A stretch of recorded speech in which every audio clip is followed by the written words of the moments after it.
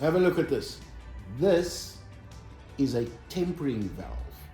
What it's used for is you put cold water in, very hot water in, and a mixed nice and warm or hot water comes out, and you can set the temperature of how hot you want the outlet to be.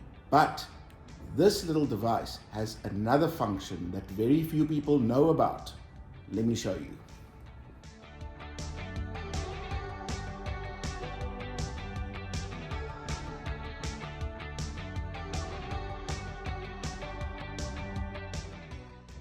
We put this device facing like this. The cold water from the tank comes in here, and the hot water from the heat pump goes in here, and then this port goes to the cold inlet of the heat pump. And we put the valve about here normally.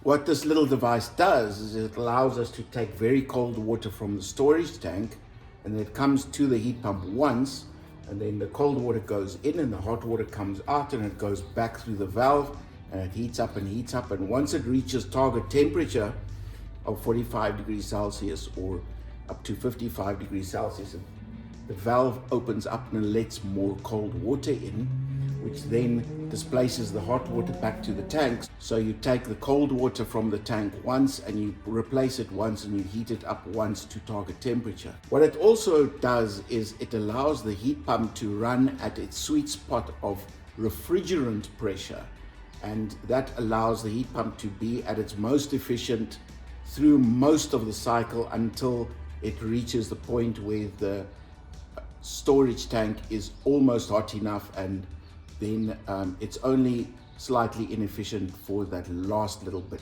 And that is all with a tempering valve used as a loading valve. And we put one in to the heat pump, so we should have a COP of about 6 or 7.